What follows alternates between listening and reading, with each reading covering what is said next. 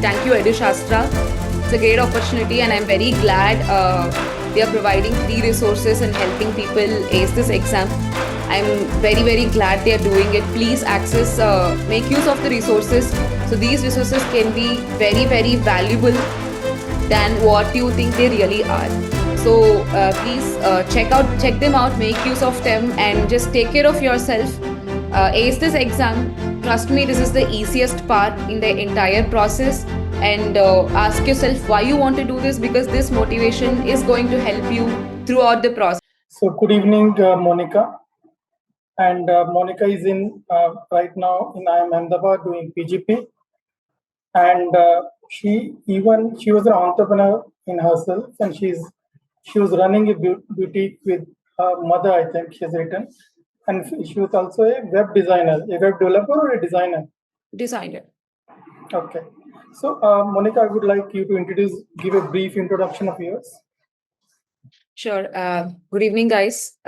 Thank you all for being in the session. To give a brief introduction about me, I'm Monica Prakash.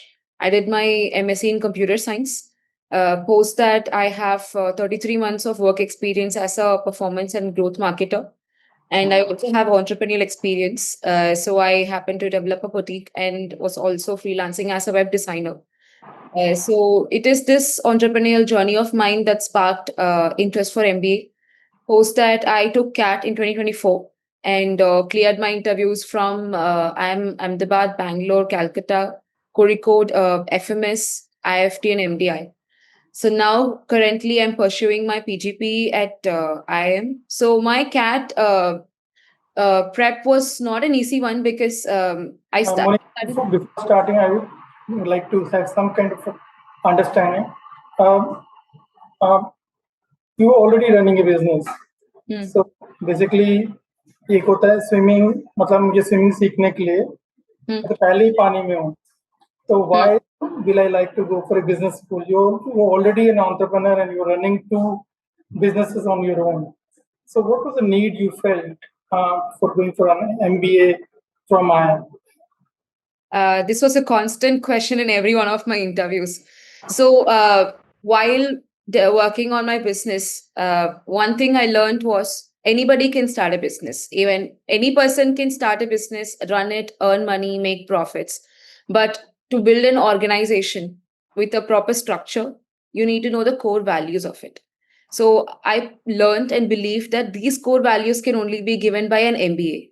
Because even though many people can come up and say MBA has lost its value, but I still believe those core values can be learned only from a proper MBA college where good curriculum is being taught. So answer. This is a Gyan answer. This is not a, see, tell me a fact. Pick a point. Which skill you would be gaining from IIM? ये ज्ञान नहीं बोलो. Don't make a generalized statements like politicians. Pick a skill which you're going to pick from Ahmedabad. What exactly is you are lacking? So one skill, I cannot name one skill because it's like a package. मैं समझने के लिए एक तो बोलो ना, मुझे समझ. अभी आपने बोला core values. Value में I am not able to understand that you are talking about ethics, morals, or what? No, not with the ethics. I mean, with the values, you need to build an organization for with respect to the facets of business. Like it's not only one part. Tomorrow, so MBA, at least in IIMs, it doesn't train you to become another manager or another person working for a marketing department or an operation department. Here, studies are being taught in a way where they think of you as a CEO. Tomorrow, you want to run an organization. You can't be just having one skill. So you should know what is finance also while you are an operation person before. Because if you don't know what is finance, then you cannot work with the person or just make sure if the person in your finance department is doing a good job. So at least in IIM Ahmedabad, MBA is taught in a way imagining you as a leader, as a person who is going to be a leader tomorrow or who's going to start a business tomorrow, not working in another department as another person. एक difficult question पूछता हूँ. Okay. What's the difference between value, ethic, and a moral? It is actually difficult. I think the people who take IIM interviews. I'm switching off my open the video and you can start. Okay. Because you talked about the values, that's why I just came back. Yeah, please, you can start on there. Just to clarify, the value I meant was with respect to You were talking about values, skill. but Basically, आप बोलना क्या चाहते थे? Knowledge and skill. You are yes. using the word value. Yes. Yes. Please start. So, just to give like a basic outline, I hope all of you would have already been knowing this information, but just to give a basic outline about the exam. So, CAT exam in 2024 was taken by close to 2.93 lakh people. And out of them, only between 5,500 to 6,000 people got calls from the IIMs. And the conversion rate for the top IIMs is just 1 to 2%. Right. So, by now, one thing I would like to state is this is an exam which can be cracked more with strategy along with proper preparation. Right. So, and this exam has three different sections. You have verbal ability, reading comprehension, which had 24 questions last year, and data interpretation, logical reasoning had 20, and quantitative aptitude had 22. And the scoring is pretty straightforward. You get a +3 for correct answer, -1 for an incorrect answer. In case of theta questions, which doesn't have an options attached to it, you get a +3 and no marks are deducted for incorrect answers. And this is like a gateway for you to top business schools in the country, which include the IIMs and other business schools in the country. Right. And I think this was something very important I kept in mind while preparing, because this gave kind of a confidence for me, at least, to know what number of questions I should attempt, the hygiene number of questions I should attempt to get a percentile, which would get me through the top 3 IIMs. Right. So if 98 will be a decent percentile to target. So if you are able to answer 15 to 16 questions right in all the three sections, then I think you will be getting anywhere between 99.9 something to 100 percentile, right? So a hygiene number of target will be anywhere between 12 to 15 questions in each section, which will get you between 98 and 99 percentile. This, you should keep in mind the scenario of normalization also, because that was an issue for me. I was in slot 1, which was a comparatively easier slot.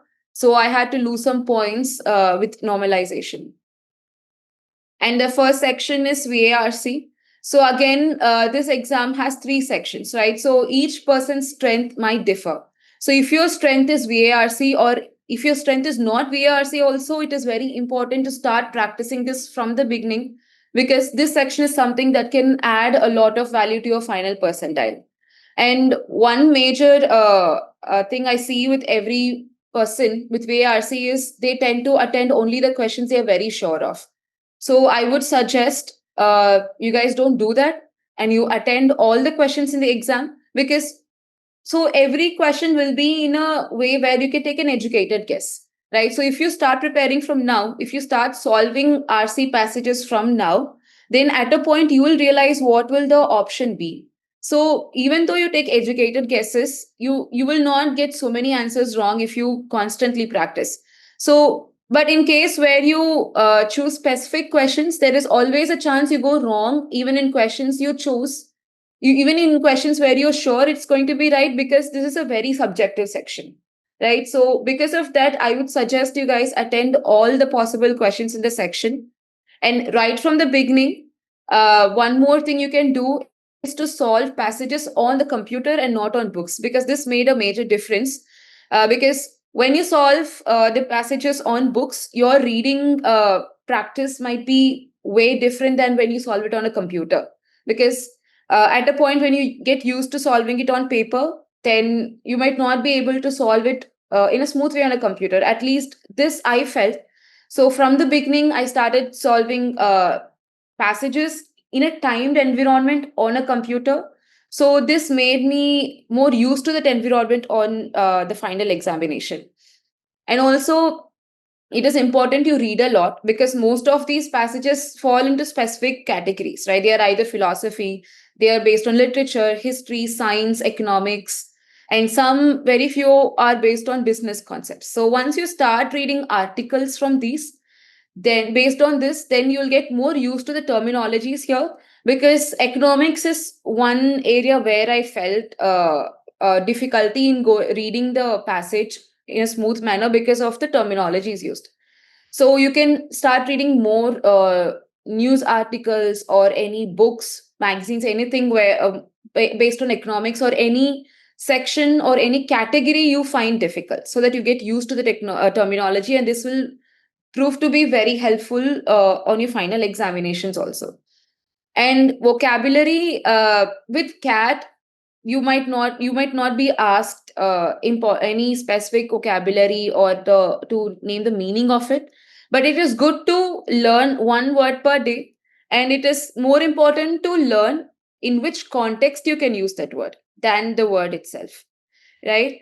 And also from the beginning, by which I mean, if you're starting a preparation today, then it should be from today. So you train your attention span, right? You stop reading easy passages, start with moderate passages and move on to difficult passages, because cat you won't be asked very difficult passages, so it will be of moderate level. Right, once you cross the moderate, and by October, if you're able to solve difficult RC passages with at most accuracy, then I think you'll be in a very good position to score more than 98 or 99 percentile in your VRC in the CAT. And also, you should start taking sectionals, like I had mentioned before, since day one, start doing the passages in a timed environment, because that can make a lot of difference to you. So, with VARC, summarizing, practice is the only thing that can take you through, and don't solve easy passages. Start with moderate ones. Even if you're scoring less in the beginning, it's fine. But attend all the questions, and start taking moderate passages, so that over time you will get a grip of them. And next section is DILR. So again, DILR is something that can be aced only when you solve multiple types of sets, because there is no specific formula for this section. It is not like quant where you have specific chapters and specific formulae and you use them here. So most of these DILR sets are combined. They have, most of them are mixed sets in the final exam. So you won't be asked on a specific topic. So you have to start practicing. Here you don't have to start with moderate. You can start with easy, because sometimes in exam you get very easy sets also. Because in 2024 we were given 5 sets. Out of 5, all I think 3 or 4 of them were very easy. So we were expected to solve all 5 of them. So many people got their percentile less, because since all the 5 sets were easy, people ended up solving more. So here you have to be a little smart in how many questions you solve, depending up. I mean, I'm telling this because we had a slide with percentile versus score comparison. So with DILR, you can solve it. You can start with easy sets. So July, since we're almost towards end of July, we have another close to a month. So you can solve easy sets now and move to medium sets in September. And in October and November, you can solve difficult sets. Once you cross the bar of medium, you're always in a safer space for the final exam. Difficult is just to make it easy for you on the D-Day. Right. So these are some of the topics I had covered. These are some of the things you can focus on also. Few people can find few easy, the others can find them difficult. So play your strengths. That is more important. So start with your strength, become very well versed with what all topics you feel comfortable, and then move on to the difficult ones. And the same goes with DI also. And again, if you see the previous year question papers, you might not find a lot of DI. But in 2024, we had DI more than LR. So it can be a surprise. So don't border yourself only to LR. Please solve DI sets also. So DI sets are mostly, I would say, they are easier than LR because this is very objective, very straightforward. You have graphs, charts, you have numbers there. All you have to know is how to analyze them and calculate them. So some of the concepts, important concepts for DI is ratio, average, percentage, um, and yeah, mostly these sets, logics. So most of these are represented in the DI sets. And mixed sets are something which get asked very frequently. So it has a combination of DI and LR. So again, this you can solve only with practice, right? So there are some scheduling, trains, flight questions. So all of this you can start solving, and only with practice you can ace this section. And finally, the quant. So quant, I had my own way of preparation because I had very less time to prepare. I started from end of July, I think around this time last year. So I had a lot to cover, and I divided the chapters based on my strengths. So analyzing the previous year papers, I realized that the paper can be either arithmetic heavy or algebra heavy. So you have to choose one based on your strength. I found my strength more in arithmetic, so I put that under my important category, and I put algebra under partial. So either of them will be easy and the other will be difficult. In this case, since I chose arithmetic, I was ready for any difficult question from arithmetic and easy questions from algebra. So you will be in a safer space when either happens. So this is a partition which I made. And again, this is very completely subjective. If you are stronger in others, then I think you have to scramble these buckets according to your strength. But despite that, I believe that all of us should try to be well versed with number systems, permutation, combination, probability, logarithms, because these are sections which you can cover easily. And some or the other question keeps getting asked from these sections. So you'll be able to answer a few in the exam. And I was not very comfortable with geometry, trigonometry, and mensuration. So I just put them in an optional space, and I was not able to cover them, but still I was in a very safe space in the exam. But the other topics, it's very important to be covered. And I want to again point it out. This is very subjective. This is how I bucketed the topics. But if you feel like the others are your strength, then you can. But try to cover arithmetic for sure, and algebra completely if you're super comfortable with it. And this is a roadmap I followed for quant. Right. So, one thing you have to keep in mind is if you're starting your prep from today, then you're going to have something to study until maybe 1 week before your exam. The last 1 week, I would suggest you not do anything. So, let's keep a bar at 1 week before the exam, right? But it's completely okay. So, the most important thing is you should have completed your important and partial sets before October, and you should be taking mocks from those sections. That is more important. It is okay if you have your optionals until the end. So July, August, it's important you complete arithmetic at least, and take time test sectionals in them and become very comfortable with arithmetic. So in September, you can complete the other parts of the important topics and focus on your partially important topics and start taking sectionals again. So you can start your mock from October, and you can take one mock a week and try to answer all the questions from your prepared sections. So which is more important? Now you have to check if you're able to answer the questions from your important and partial buckets on your in your mock, and test your accuracy based on them. So when it comes to a timed environment, things change. So, and things also change from taking sectionals and moving to mocks because the difficulty is completely different. So you should get used to solving mocks on your important and optional topics in October, and in November until before 1 week from your D-Day. You can solve maybe two mocks a week and try to completely analyze them. Now the important thing is your accuracy should have increased exponentially here. because you will be having your exam in the same month, right? So in November, you should be able to answer all of your important and partially important topics correctly. So that is more important. And coming to mocks and sectionals, so I think I had mentioned in the previous slide also, July and September, you can focus on taking moderate and difficult level sectionals. So again, don't take easy, because once you take easy, you will find moderate to be difficult. So that is not a place where we want to be. So you start with moderate, and once you complete moderate, you're always in a safe space for the D-Day.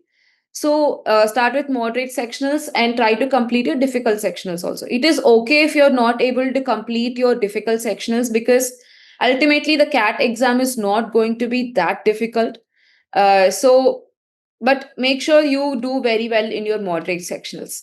And in October, you can take one mock a week. What is more important than taking the mock is analyzing them. So every time, what I used to do is, once I take the mock, I just take a separate day to sit and analyze what all questions went wrong and what I was not able to answer. So if I had missed any concepts on the questions I was not able to answer, then I go back to the concept, learn about it, and try to solve these questions. So this helped me covered most of the question types, because again, there is no one single uh, way they ask in the exam, right? It can combine 2 3 concepts, so you don't have to be taken by surprise on your final exam.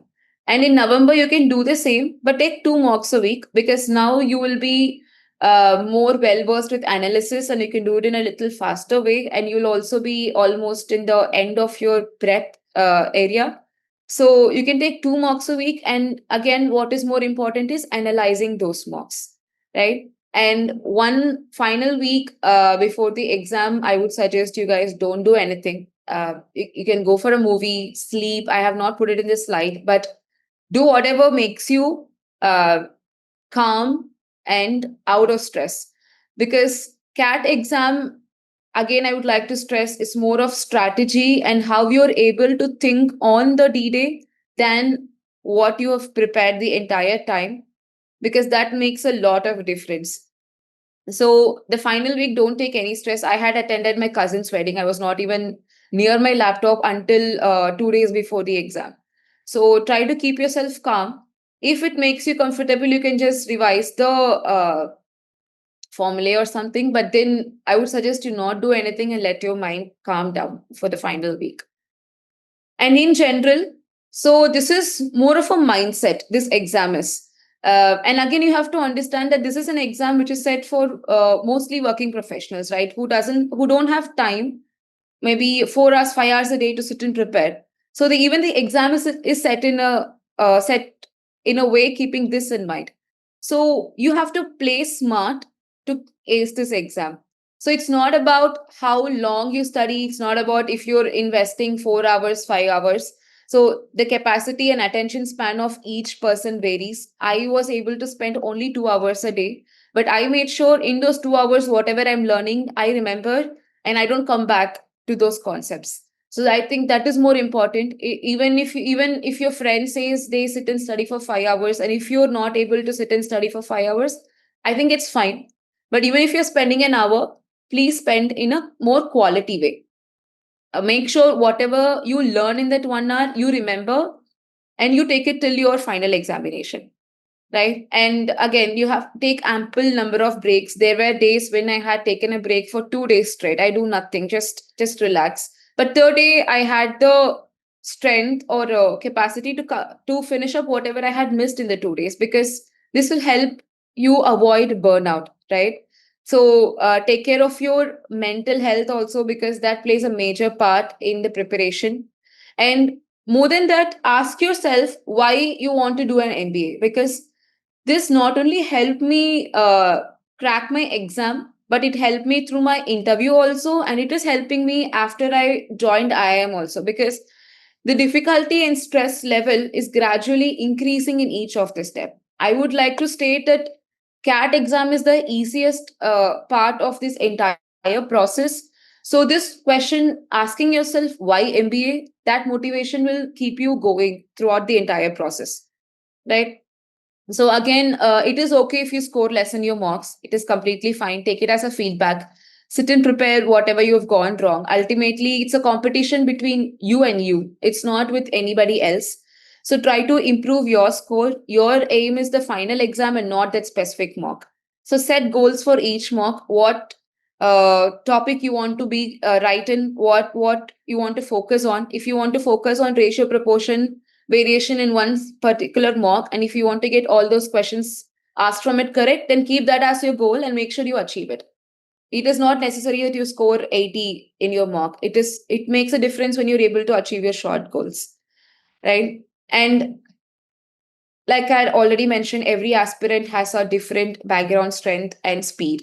Don't compare yourself with anybody. It's a game between you and you. So analyze yourself and try to improve you in each day. And one most important, I think I should have put this as the first point, don't stick to the formula. Find your own tricks. Again, this helped me a lot in the exam. So sometimes formulae can take a lot of time, especially I think in compound interest and topics like that. If you understand the concept, then I think you can do a mental calculation with percentages itself to arrive at the final amount. Right? Sometimes you have to go from the option, especially in time and work. So in those questions, going from the options can prove faster than applying the formula. So find your own tricks. This again, you will be able to do only if you practice a lot, understand the concept very deeply, and you figure out where are the gaps in the questions. For this, you have to practice a lot and understand the concepts. So I think this is all I had followed. So good luck to you all, and I think this is a very uh, strategical exam. So figure out what is your strength and what is your weakness, both with respect to the uh, syllabus and also with respect to your mindset. If you're not able to spend a lot of time a day, it is okay. Just figure out what is the amount of number of hours you can give it in a week or something, and then try to ace it strategically than preparing for hours a day. That is one thing that helped me through this journey. And thank you all for listening to my session, and I hope you got good insights from it. And I'm now open for Q&A. Monica, can you see the chat? Yeah, sure. Rather, I'll pick some questions from there. So before moving to the questions, let me ask one more point you mentioned in your slides even, and you mentioned it 2-3 times, the burnout point. Right now, even in our classes, we see many of the people talking about stress, and we see many of the people in the last phases, like last 3-4 months, people usually their motivational level is a fight. Even the marks, if you look at the mark strengths, if them close to the test main D-Day, most of the people have a declining kind of a trend. Those I would like you to talk more how to handle stress and how to have a performance peak right on the D-Day.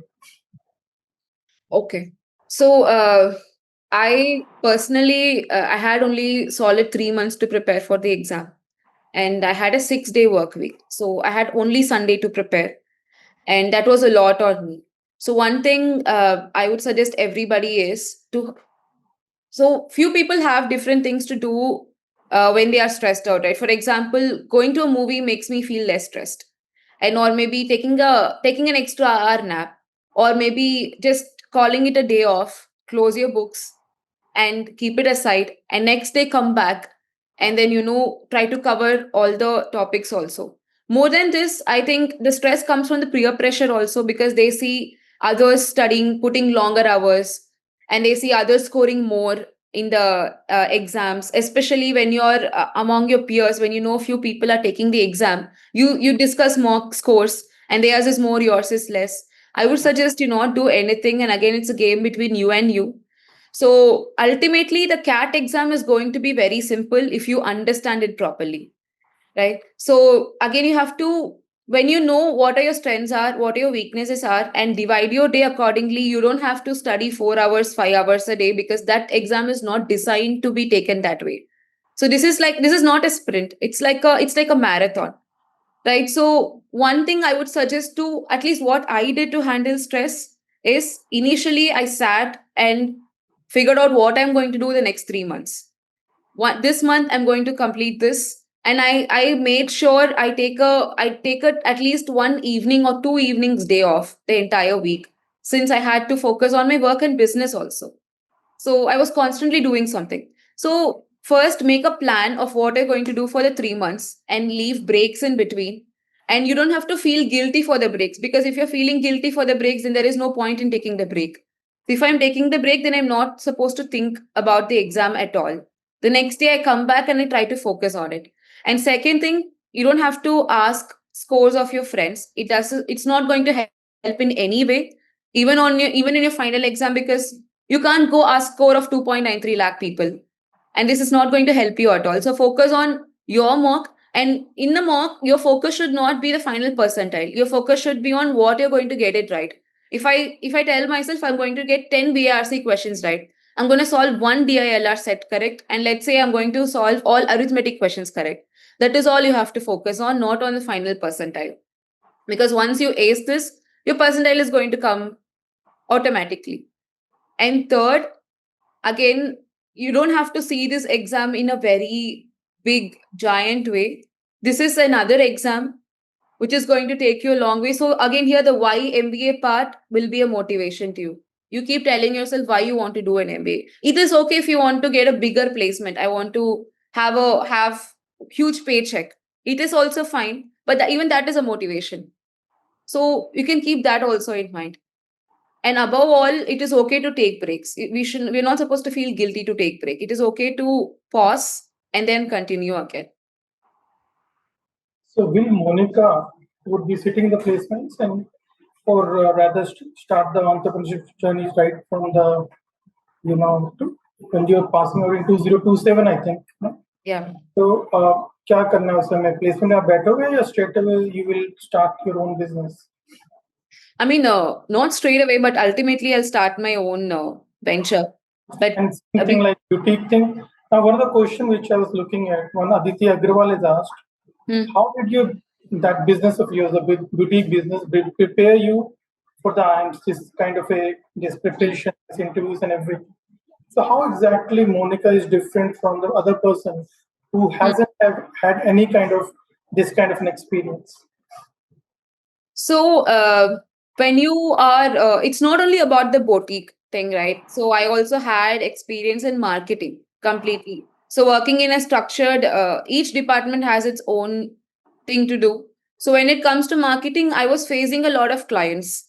And again, with boutique, again, building a business or even with freelancing, when you face clients, you get to learn a lot of things about how to handle them, how to approach them, which doesn't come in a straight desk job. So, because that is more dynamic than a desk job. So, I think how I am different is I think I've seen a part of what I will be seeing after MBA also. Because now, if I have to go start my venture, which will be more structured than a boutique, then now I know how to approach it, who to approach it, how to raise my capital, how to start it, who all do I need, if I need to partner with someone, or what are the base things I will need. So how this boutique prepared me is like I learned that I need to know more than what I know to start a business. And to know that, I think only an MBA will help me. And that is how I started preparing. That's how this thing helped me with it. Okay. So I'm just picking the questions from students only. One more question. What advice would you give to someone juggling work and the CAT preparation? So you have to allocate a specific amount of time every day. It doesn't matter again if it's 1 hour, 2 hour, but before that, since you have two parts to take care in your day, you make a plan for this exam. So with what first of all, analyze which is your stronger section, if it's VARC or if it's DILR or if it's quants. So all the three needs practice. Why analyzing is important? Because accordingly you can allocate time. If VARC is my stronger section, then I allocate only 2 hours a week or 3 hours a week for it. But it has to be every day. Maybe I solve only one RC passage. but 2 DILR and spend an hour and a half on quant. So when you have a work day, first plan your entire 3 months or 4 months, whatever you have, what you're going to study and when you're going to study, and what amount of hours you can allocate, because when you're having work, it can be very unstable, right? Today I can come home at 7, but tomorrow I might come home at 10. So accordingly, you should be prepared. So you make a weekly goal than a daily goal and try to achieve it. If you have weekends, then spend your entire weekends on studying. But again, make sure you're not burnt out and take ample amount of breaks also in between. ये थोड़ा easy question हो गया, अभी थोड़ा googly question पूछते हैं. Okay. So one googly question is, let's say in a scenario, I want to learn swimming, let's say. Okay. So one scenario is I should straight away jump into the water, towards a grapple, fight and everything, and I'll learn swimming. The second thing is there is a coaching going on which will give me a theoretical class for 1 or 2 years, and then I will jump into the water. So what is a better thing to do? Personally, I always make sure I am prepared before I jump. At least I know what is in there. So that is, again, I think this is a very subjective thing to say. So personally, I would at least like to know what is inside the ocean. So I am mentally at least prepared for what I'm going to face. Who said ocean? I said water. Okay, swimming pool in this case. Yeah. So at least I will be. Now the sharks and everything will come. Now ocean to both very dangerous. Yes. I mean, even if it's a swimming pool, people can drown. But then, yes. So personally, I will always want to be prepared or have an idea of what I'm jumping into. One more googly question. Let's say you are in a scenario, you start doing your business, let's say. There's one path which is organic and slow. The other path is inorganic, just like get the funding. It will not be very slow, but it will give you a kind of impetus or kind of a marketing push. You will become big on the day number 1. So what is a better scenario and why? With respect to business? I'm saying दो रास्ते हैं. Robert Frost, 2 roads diverge in the woods वाला. One वो वाला same है. So I'm just putting one way is the organic and slow. The second way is inorganic and fast. Can you define what you mean by organic and? Organic मतलब होता है, let's say I'll give an example in your garment business only, in which you were there. You differentiate a product of yours, then your product differentiation and the better product you develop, whatever the maybe fabric, maybe seam, whatever, and then go by word of mouth or a slow growth, you will grow. The second thing is you get funding, you sell your company, goes 70 to 80% to someone else, you get the money, you do a marketing, and straight away you reach a situation in which everyone knows you from the day number 2. Which is a better scenario for running a business? I think second scenario is very utopia, right? I mean, no business can become a blast in the first day, and second day. I didn't understand. Please come again. No, you're saying the first day it is going to skyrocket, and second day I. नहीं, funding में क्या होता है? Funding में even if your product is कोई product में differentiation भी ना हो, product same हो, आप भी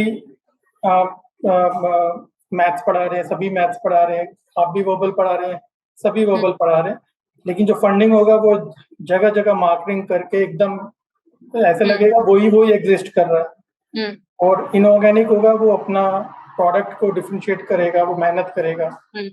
तो वो organic obviously will be very solid growth, आपका फाउंडेशंस रूट बहुत सॉलिड होंगे, बट स्लो ग्रोथ होगा compare to the funding. Funding लेते क्यों हैं? आप प्रोडक्ट को डिफरेंशिएट कर रहे होते हैं, आप मार्केटिंग कर रहे होते हैं इन ए वे कि मैं हूं, बाकी सब तो ऐसे ही बस बैठे हैं. In your case, if you given a situation, what is a better way? What path you will choose and why? So I'm assuming both are small business initially. Obviously.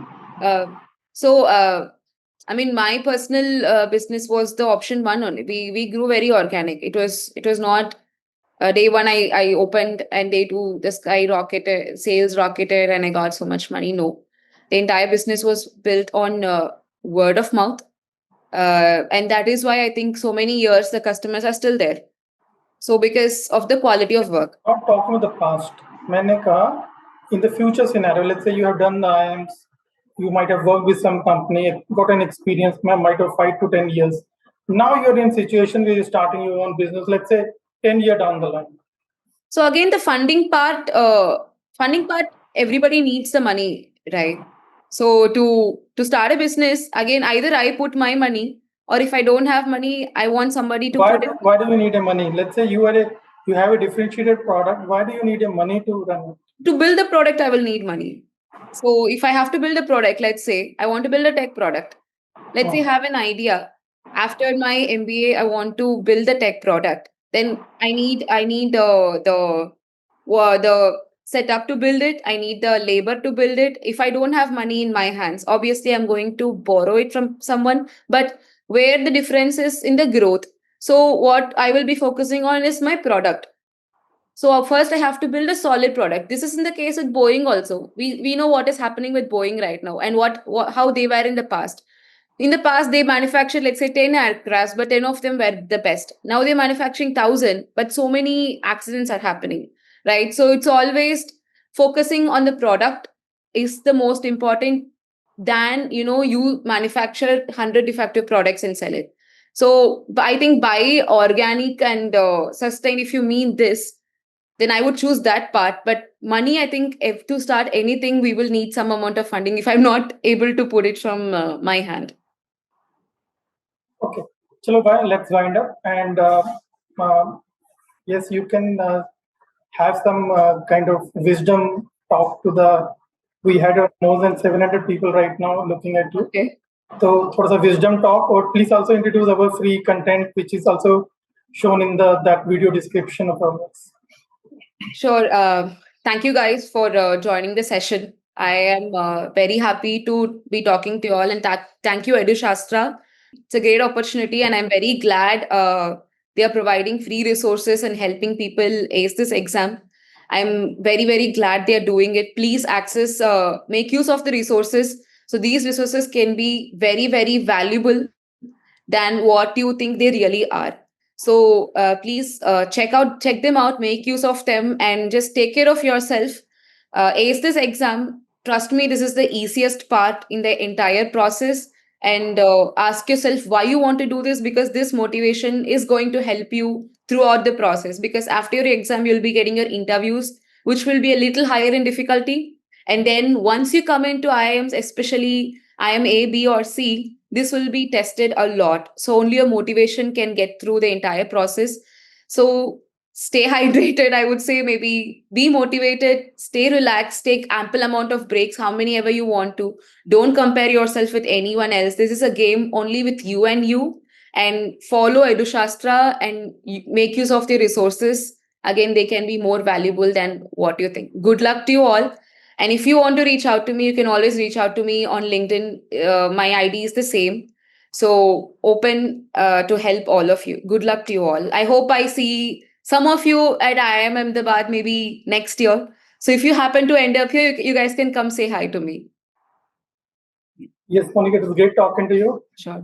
And quite a learning experience for even teachers.